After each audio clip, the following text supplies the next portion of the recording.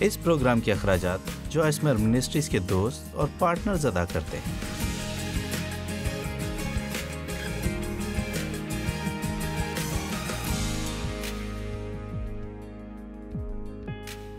کیا یسوع آپ کی زندگی میں اول درجے پر ہے؟ متی 6:33۔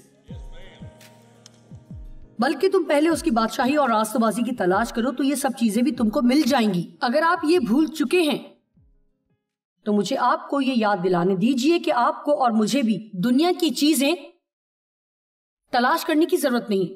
ہم خدا کی تلاش کریں تو وہ ہمیں چیزیں مہیا کرے۔ زبور 37:4، خداوند میں مسرور رہ اور وہ تیرے دل کی مرادیں پوری کرے گا۔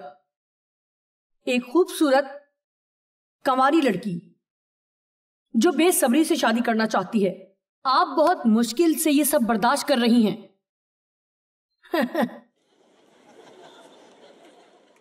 یہ ایسے ہے جیسے آپ ڈیٹ پر جانے کے لیے نہایت خوش ہوں گی۔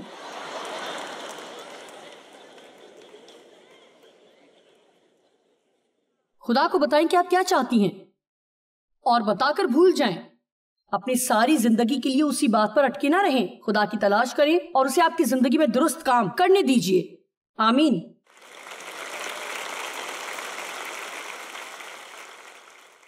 اور میں بس یہ سب آپ کی تسلی کے لیے بتا رہی ہوں۔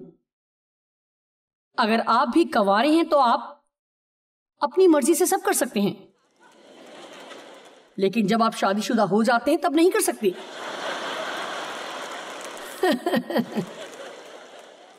مجھے شادی شدہ ہونا پسند ہے۔ میری شادی ہوئے 50 برس ہو گئے ہیں اور یہ بہت اچھی جا رہی ہے، واقعی بہت اچھی۔ لیکن ایک بات یہ ہے، آپ یقین کر کے انتظار کریں کہ آپ اچھی شادی شدہ زندگی حاصل کر سکتے ہیں، کیونکہ اگر آپ کو بری والی ملے گی تو آپ چاہتے کہ آپ کنوارے ہی رہتے۔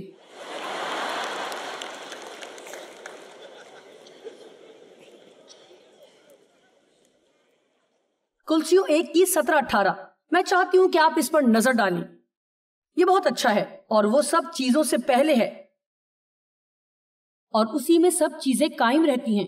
ہم آہنگی سے اور اکٹھے رہتے ہیں۔ مجھے اس آیت کو بار بار پڑھنا اچھا لگتا ہے۔ اس نے ابھی سب چیزوں کو ایک ساتھ تھام رکھا ہے۔ یسوع اس میں کہتا ہے سب چیزیں فانی ہیں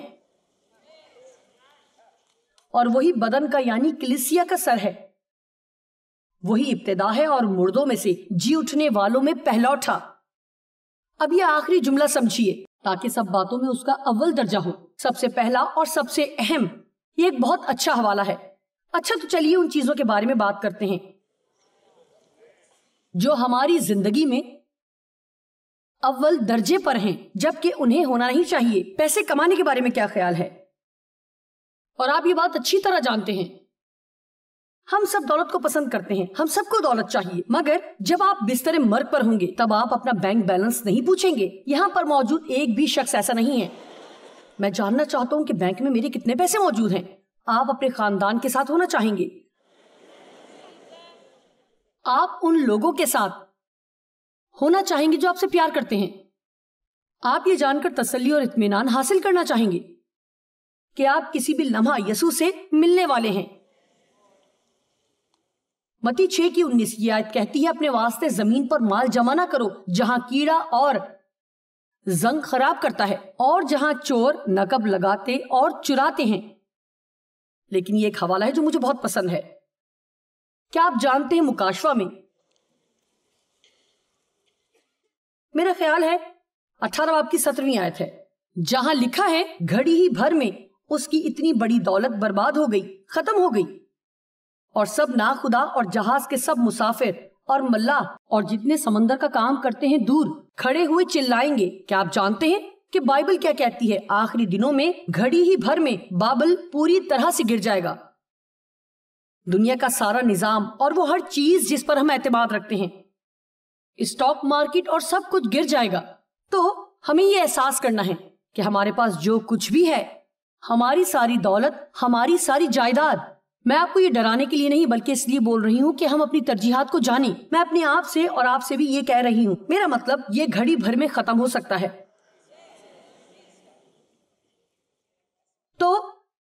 ہمیں یہ یقین دہانی کرنی ہے کہ یسوع اول درجے پر ہے. اور اکثر جب ہم پیسے کمانے کی کوشش میں لگے رہتے ہیں، کتنے لوگ آج بھی کام کر رہے ہیں. میں یہ نہیں کہہ رہی کہ وہ آپ ہیں، لیکن کتنے لوگ 2 یا 3 نوکریاں کر رہے ہیں تاکہ وہ ان چیزوں کی رقم ادا کریں جس کی انہیں ضرورت بھی نہیں ہے. بڑا گھر، زیادہ مہنگی گاڑی یا یاٹ یا یہ یا وہ جو بھی. اور یہ چیزیں لینا اچھی بات ہے اگر آپ انہیں اپنی زندگی میں پریشانی کے بغیر رکھ سکتے ہیں. لیکن اگر ان سے آپ کو پریشانی ہوگی اور آپ ہر وقت ان چیزوں کا قرضہ چکانے کی وجہ سے پریشان رہیں گے اور آپ کو اتنا کام کرنا پڑے گا کہ آپ اپنے خاندان کے ساتھ بھی وقت نہیں گزار سکیں گے. شاید خدا آپ کو آج رات یہاں اس لیے لے کر آیا ہے تاکہ آپ اپنی ترجیحات کو دوبارہ جانچیں.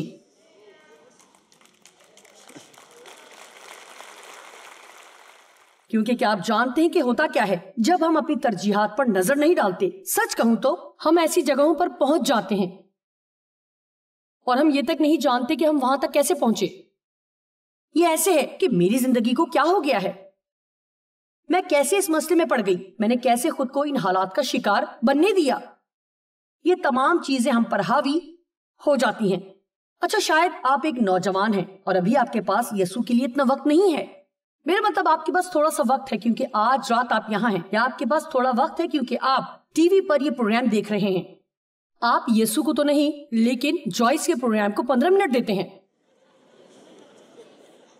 آپ کے پاس یسوع کے لیے وقت نہیں ہے کیونکہ آپ ڈگری حاصل کرنے کے لیے اپنا وقت دیتے ہیں. اچھا چلیے تھوڑی دیر کے لیے تعلیم کے متعلق بات کرتے ہیں. اب تعلیم بہت زبردست چیز ہے. خدا کا شکر ہے دنیا میں موجود ذہین لوگوں کے لیے اور اس تمام کام کا جو وہ کرتے ہیں. اور میں بالکل بھی یہ نہیں کہہ رہی کہ تعلیم یافتہ نہ ہو. میں آپ کو یہ بتاؤں گی مسا ہونا بہتر ہے. اور میرا مطلب اس کی بے عزتی کرنا نہیں ہے، لیکن میرا مطلب ہے آپ جیسی میرے پاس 12ویں جماعت سے آگے تعلیم نہیں ہے اور میرا سب کام ٹھیک چل رہا ہے. مجھ پر خدا کا مسا ہے. البتہ خدا ذہین لوگوں کو مختلف طریقوں سے استعمال کر سکتا ہے. پولوس رسول شاید تمام رسولوں میں سب سے زیادہ تعلیم یافتہ تھا اور اس نے نئے عہد نامے کا 2/3 حصہ تحریر کیا ہے. تو میں نہیں کہہ رہی کہ تعلیم حاصل نہ کریں، میں یہ نہیں کہہ رہی کہ اچھا نہیں ہے. میں سمجھتی ہوں کہ یہ بہت شاندار ہے، مگر یہ اتنا ضروری نہیں جتنا کہ مسا شدہ ہونا. اب اگر آپ بہت زیادہ ذہین اور مسا شدہ ہیں، میں ایسے چند لوگوں کو جانتی ہوں جو ایسے کام کر سکتے ہیں جن کو میں بھی نہیں کر سکتی، تو آپ کو اس کی ضرورت نہیں کہ خدا آپ کو استعمال کرے. لیکن اگر یہ آپ کے پاس ہے اور پھر بھی آپ خدا کو اول درجے پر رکھتے ہیں تو وہ واقعی اس کو استعمال کر سکتا ہے جو آپ جانتے ہیں، مگر درست طریقے سے. آمین. تو میں بس 2 حوالہ جات دوں گی تاکہ جو کچھ بھی آپ جانتے ہیں یا آپ سمجھتے ہیں کہ آپ جانتے ہیں، آپ نہیں سمجھتے کہ یہ باقی چیزوں سے زیادہ ضروری نہیں ہے. آپ جانتے ہیں کبھی کبھار جو لوگ بہت زیادہ تعلیم یافتہ ہوتے ہیں وہ ان لوگوں کو کمتر سمجھتے ہیں جو اتنے ذہین نہیں ہوتے، اور یہ اچھی بات نہیں ہے. جو بات میں کرنے لگی ہوں یہ بات شاید آپ کو حیران کر دے کہ خدا کن لوگوں کو استعمال کرے گا، کیونکہ لکھا ہے پہلا کرنتھیوں 21 باب کی 19ویں آیت، کیونکہ لکھا ہے کہ میں حکیموں کی حکمت کو نیز اور عقل مندوں کی عقل کو رد کروں گا. کہاں کا حکیم، فلسفی، کہاں کا فقیہ، اسکالر، کہاں کا منطق دینے والا، اس جہان کا بحث کرنے والا. اب غور کریں، کیا خدا نے دنیا کی حکمت کو بے وقوفی نہیں ٹھہرایا؟ تو آپ جانتے ہیں کہ وہاں کتنے ذہین لوگ بیٹھے ہوئے گروپ میں بات چیت کر رہے ہیں کہ کیسے اس دنیا کو ٹھیک کیا جائے. آپ جانتے ہیں کہ کتنے کروڑ ڈالر ان لوگوں پر خرچ کیے جاتے ہیں جو یہ ڈھونڈنے کی کوشش میں لگے ہوئے ہیں کہ دنیا میں کیا مسائل ہیں، ہمارے تعلیمی اداروں میں کیا مسائل ہیں، ہماری گورنمنٹ میں کیا مسائل ہیں. اچھا، میں یہ سب مفت بتا سکتی ہوں.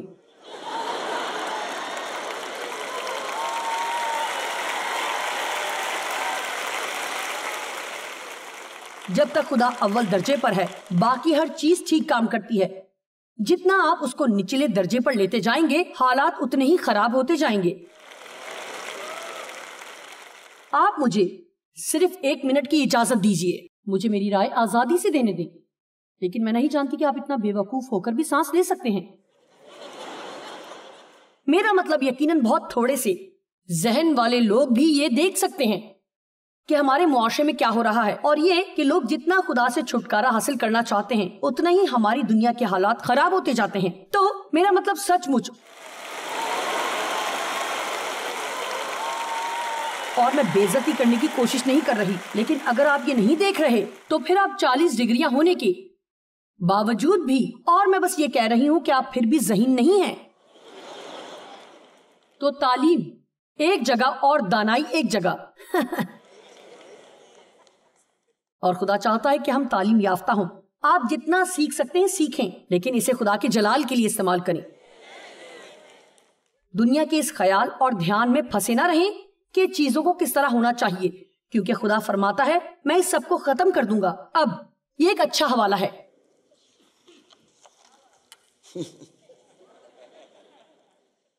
اور اب دیکھیں یہ پہلا کرنتھیوں 13 باب میں ہے.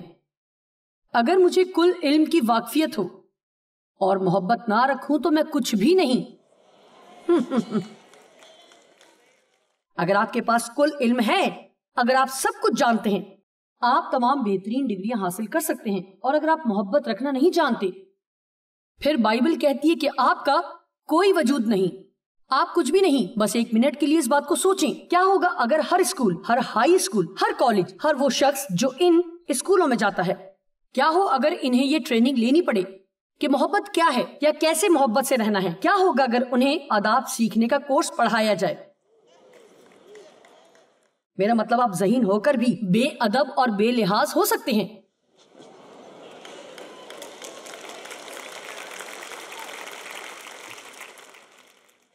آپ ذہین ہوتے ہوئے بھی ناگوار ہو سکتے ہیں، اور آپ یہ نہیں جانتے کہ دوسرے لوگوں کے ساتھ کیسا سلوک رکھنا ہے، ان سے محبت کیسے رکھنی ہے.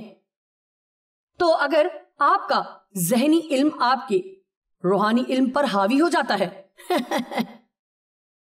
کیا آپ سمجھ رہے ہیں؟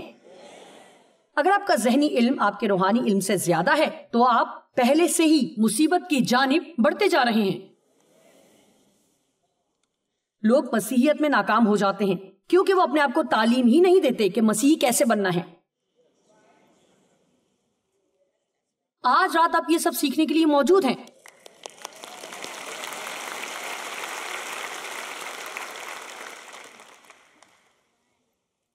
میں ایسے ڈاکٹر کے پاس نہیں جاؤں گی جس کے پاس تعلیم نہیں ہے. ہم جس کام میں بھی ماہر ہونا چاہتے ہیں ہمیں اس میں وقت دینا پڑتا ہے. آمین. کامیابی کی سیڑھی چڑھتے ہوئے آپ کو یہ دھیان رکھنا ہوگا کہ جب آپ اونچائی تک پہنچ جائیں کہ کہیں آپ کی سیڑھی غلط عمارت کے ساتھ تو نہیں لگی. آمین. اس بارے میں کیا خیال ہے کہ شاید آپ اپنی سہیلیوں کے ساتھ کچھ زیادہ ہی وقت گزار رہی ہیں؟ کیا آپ کا شوہر پہلے ہے یا آپ کی سہیلیاں؟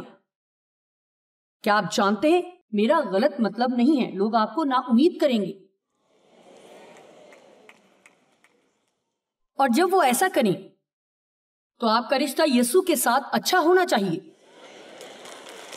آمین. کیونکہ لوگ آتے ہیں اور کبھی کبھار چلے بھی جاتے ہیں. آمین. اپنے بچوں کے بارے میں کیا خیال ہے؟ آپ اپنی ساری زندگی بچوں کے نام کر دیتے ہیں اور ان کے ساتھ ہر جگہ، اور اپنے بچوں کی بھاگ دوڑ میں آپ بس اپنے بچوں میں اس قدر مصروف ہو جاتے ہیں کہ آپ کے پاس یسوع کے لیے وقت ہی نہیں رہتا. کیا میں آپ کو کچھ بتا سکتی ہوں؟ وہ چلے جائیں گے.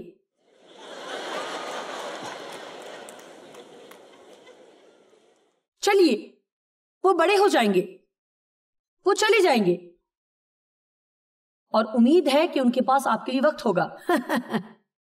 اور شاید وہ دوسرے شہر میں رہنے چلے جائیں، اور شاید آپ انہیں سال میں 2 بار مل سکیں. آپ اپنی تمام چیزوں میں سے سب کچھ یسوع کے علاوہ کسی اور کو نہیں دے سکتے، کیونکہ صرف وہی ہے جس پر آپ ساری زندگی بھروسہ کر سکتے ہیں اور اپنی ساری زندگی اس کے ساتھ جڑے رہ کر اچھی گزار سکتے ہیں.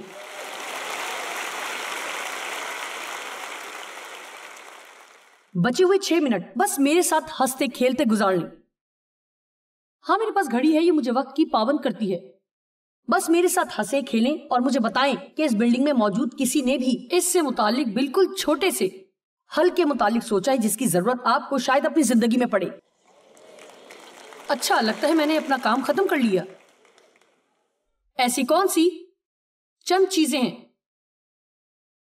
جو بائبل ہمیں بتاتی ہے جنہیں اول درجے پر ہونا چاہیے خدا کے لیے؟ اچھا، خرچ کرنے سے پہلے دینا۔ میں آج یہ سوچ رہی تھی کہ کتنے لوگ بھڑک اٹھتے ہیں جب کسی کو ہدیہ وصول ہوتا ہے، خاص طور پر جب وہ اس سے متعلق ہی بات کرتے رہیں، اور آپ عدالت کرنا شروع کر دیتے ہیں۔ اور عدالت کرنا آسان ہے جب آپ کو پیسوں کی ضرورت نہ ہو، تو یہی بات ہے۔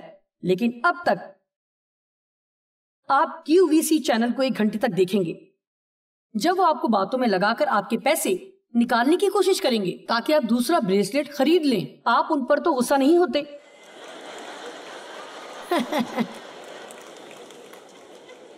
چلیے، آپ 4 گھنٹے کھڑے ہو کر انتظار کرتے ہیں تاکہ نیا آئی فون خرید سکیں، لیکن جب میں ان کتابوں کے اشتہار دیتی ہوں، میں وہ کتاب حاصل کرنا چاہتی ہوں، اور اگر آپ باہر جائیں اور وہاں 10 منٹ تک لائن میں لگے رہیں،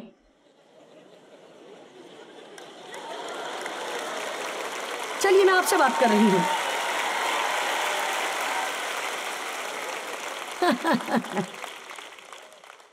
آپ کو کیسے معلوم ہوگا کہ ہماری پہلی ترجیح کیا ہے؟ بالکل آسان، کہ آپ اپنا وقت کس کام میں صرف کرتے ہیں۔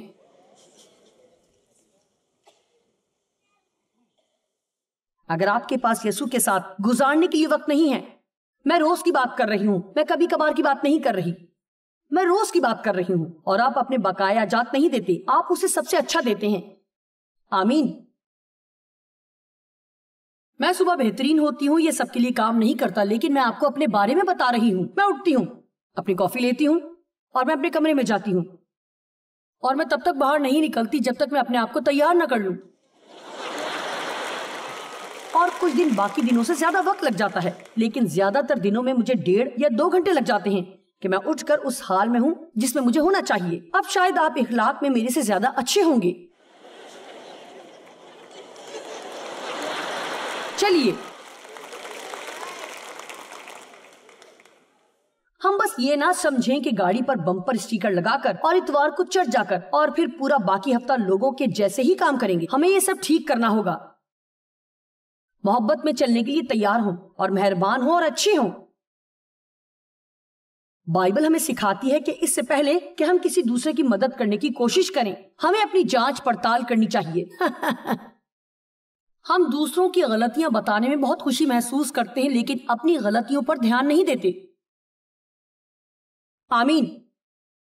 بائبل کہتی ہے اگر تم آدمیوں کے قصور معاف کرو گے تو خدا بھی تمہارے قصور معاف کرے گا۔ تو یہاں ایک اور اول درجہ ہے، پہلے دوسروں کو معاف کرو تو خدا بھی تمہیں معاف کرے گا۔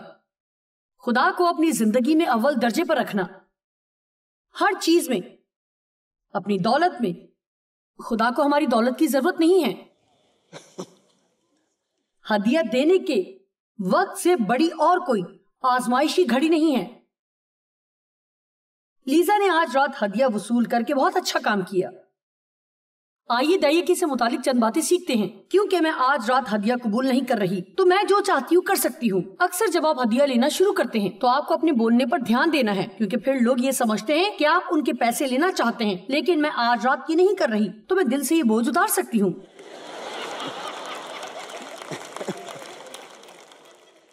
خدا کو ہمارے پیسوں کی ضرورت نہیں۔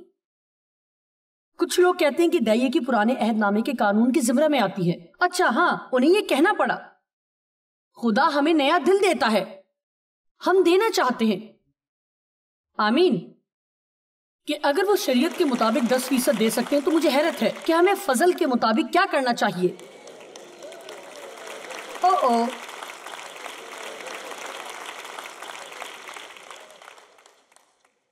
جب خدا نے ایلیا کو غریب بیوہ کی مدد کرنے کو بھیجا، ایلیا کو اس بیوہ کی ضرورت نہیں تھی۔ وہ ایک بڑا نبی تھا، کوی اسے معجزاتی طور پر کھانا کھلاتے تھے۔ کرید کا نالا سوکھ چکا تھا، خدا نے فرمایا میں تجھے غریب بیوہ کی طرف بھیجوں گا، اور نہ صرف وہ غریب تھی، وہ ٹوٹ چکی تھی، اداس تھی اور مرنا چاہتی تھی۔ شکریہ خدا، میں اس کی قدر کرتی ہوں۔ مجھے وہ نالا زیادہ پسند ہے۔ اسے اس کی ضرورت نہیں تھی، اس عورت کو معجزے کی ضرورت تھی، اور اسے کسی مسا شدہ زمین کی ضرورت تھی جس میں وہ بو سکتی۔ تو خدا نے اس کے پاس زمین کے سب سے بڑے نبی کو بھیجا تاکہ وہ اس خراب حالی سے باہر نکل سکے۔ اور اس نے اسے کہا، اس کے پاس بہت تھوڑا سا بچ گیا تھا، اور اس نے کہا پہلے مجھے لا کر دے۔ تو ہمیں اس سے متعلق تمام نخروں سے جان چھڑانے کی ضرورت ہے۔ اور یہ پادری تو بس ہمارے پیسے لینے کے لیے کھڑا ہے، یہ آپ جانتے ہیں سب سے پہلے کبھی بھی نہیں دیتے ہوئے کبھی بھی یہ مت سوچے کہ آپ کسی شخص کو دے رہے ہیں۔ خدا کو دیں، اپنے پورے دل سے خدا کو دیں، اور آپ اسے اس سے بڑھ کر نہیں دے سکتے۔ اپنی بات چیت میں خدا کو اول رہنے دیجئے۔ آج دوپہر ہم نے منسٹری کے آغاز کے حوالے سے بات چیت کی کہ خدا نے ہمارے لیے کیا کچھ کیا، اور ہم ایسا ہر روز نہیں کرتے، لیکن جو خدا نے آپ کی زندگی میں کام کی ان کے بارے میں بات کرنا اچھی بات ہے۔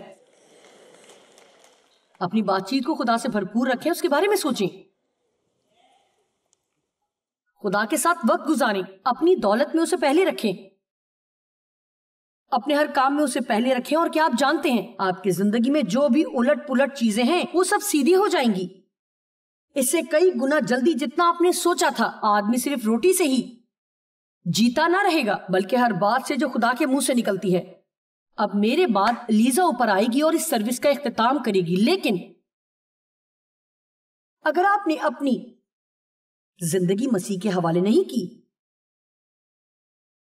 اور آپ سوچیں گے یہ ایک چرچ سروس تھی، یہاں موجود سب نے یسوع کو حاصل کر لیا ہے، اچھا ضروری نہیں، شاید آپ مہمان کے طور پر آئے ہوں، شاید کسی نے آپ کی دعوت کی ہو، شاید آپ سمجھ رہے ہوں کہ جوائل یہاں موجود ہوں گے، مجھے امید ہے کہ آپ میرے ساتھ خوش ہوں گے۔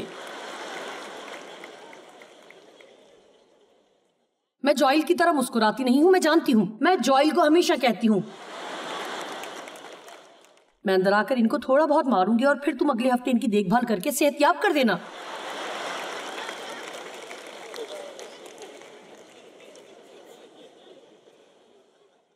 سنیے، اگر آپ نے مسیح کو اپنا نجات دہندہ قبول نہیں کیا یا آپ کسی قسم کی خرابی میں ہیں، آپ خدا سے دور ہو چکے ہیں اور آج رات آپ دوبارہ اپنی زندگی مسیح کو دینا چاہتے ہیں، آج آپ کہہ سکتے ہیں کہ شاید جوائس میں بالکل نہیں جانتی، میں چرچ جاتی ہوں لیکن میں نہیں جانتی کہ میری نئی پیدائش ہوئی ہے یا نہیں، لیکن سنیں، آپ روحانی طور پر جان جاتے ہیں جب یسوع آپ کے اندر رہنے کے لیے آئے گا۔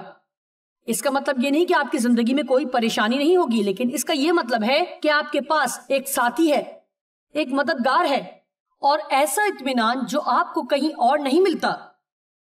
اگر آپ چاہتے کہ میں آپ کے لیے دعا کروں، کیا آپ مسیح کو اپنا نجات دہندہ قبول کریں؟ اپنے ہاتھ اچھی طرح بلند کیجئے تاکہ ہم دیکھ سکیں کہ آپ کہاں ہیں۔ میں یہاں بہت سے ہاتھوں کو دیکھ سکتی ہوں، چلیے اچھی طرح بلند کیجئے، آمین۔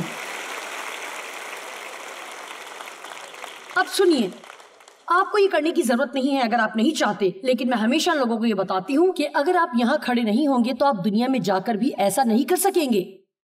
اگر آپ اس کے لیے آرزو مند ہیں اور آپ نے ہاتھ بلند کیا تھا، میں بس چاہتی ہوں کہ آپ اپنی سیٹ کے پاس ہی کھڑے ہو جائیں اور ہم آپ کے ساتھ دعا کریں گے، آمین۔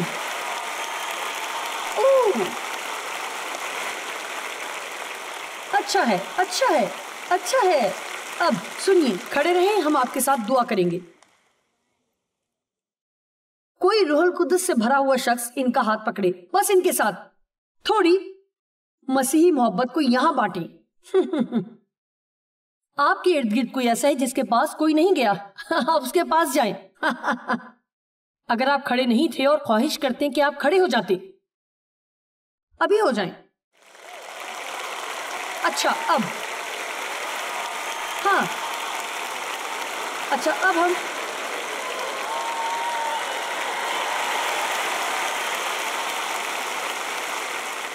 سب آپ کے ساتھ مل کر یہ دعا کریں گے۔ اور ایک بات اور، ایسا بالکل نہیں ہے کہ سب کچھ ایک دم بدل جائے گا۔ آپ شاید یہاں سے چلے جائیں اور کچھ بھی منفرد محسوس نہ ہو، آپ کر سکتے ہیں لیکن شاید آپ نہیں کریں گے۔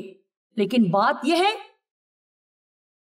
کہ اگر آپ یقین رکھتے ہیں کہ یسوع آپ کی خاطر موا اور وہی آپ کا نجات دہندہ ہے، اور آپ اپنے گناہوں سے سچ میں توبہ کرتے ہیں اور آپ ان سے دور ہونا چاہتے ہیں، آج رات ابھی اسی وقت آپ مسیح میں بالکل ایک نئی مخلوق بن گئے ہیں۔